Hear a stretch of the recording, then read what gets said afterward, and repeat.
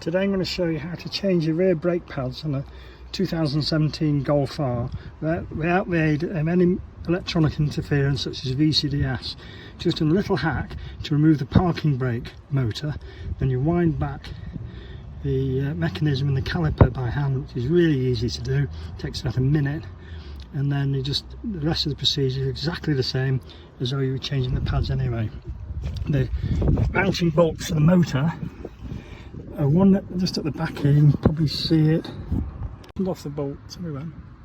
I've loosened off the bolts on the parking brake motor and made sure that it's switched off in the car anyway.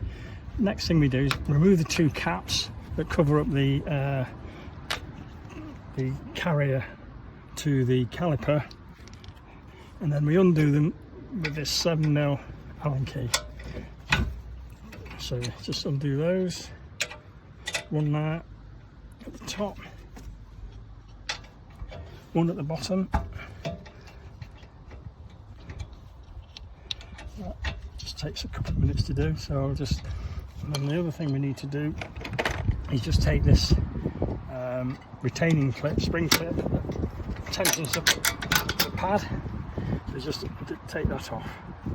Okay, cut. I'm going to take the caliper. Say when? I'm now going to take the caliper off.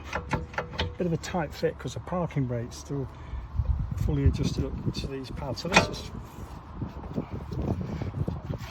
fly off like that. It's very simple. You can see the piston for the brake caliper is somewhat extended to force the pads against the disc. They just come off like that. And then that just leaves us with the two bolts as shown to remove for the parking brake. So I'm taking these bolts out now. Not very tight at all.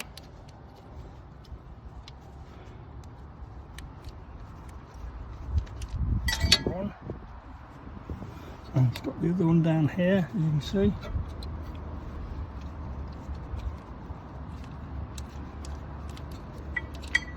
That's it, and then this parking brake motor simply lifts off there, it just splits, can you see?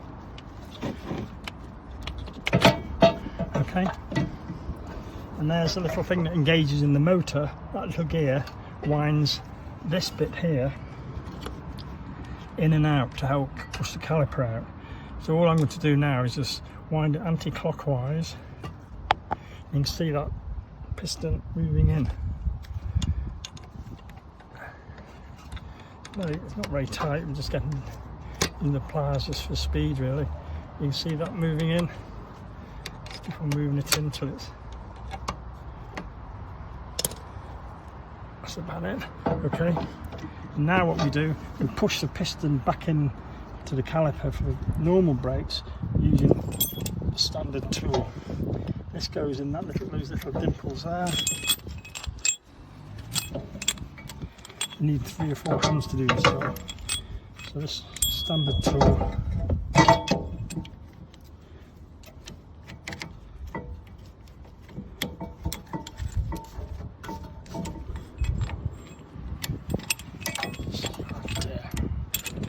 right faff. That fits in there, there's little lugs engaging that, and then I just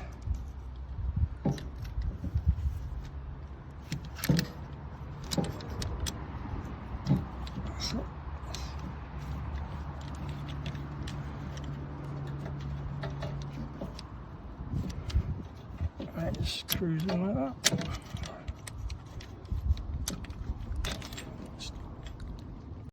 The piston's retracting into the brake caliper.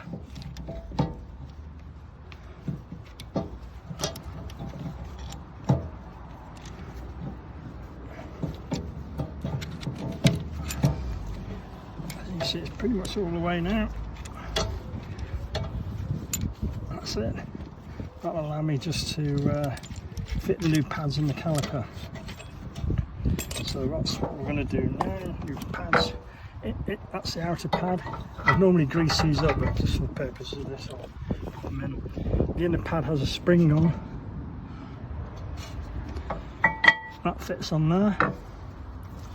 We and then just attach that into there.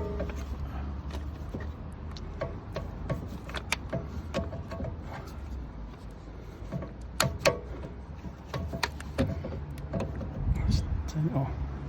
Motor back on there. As you see, it just slots in nice and easy. Put the bolts in there, and then we can offer it up to the very last bit to do is just put this tension spring on. This helps the pads stop rattling. This goes like that, and that's it. What happened now? I'll just get stop. Turn the ignition on.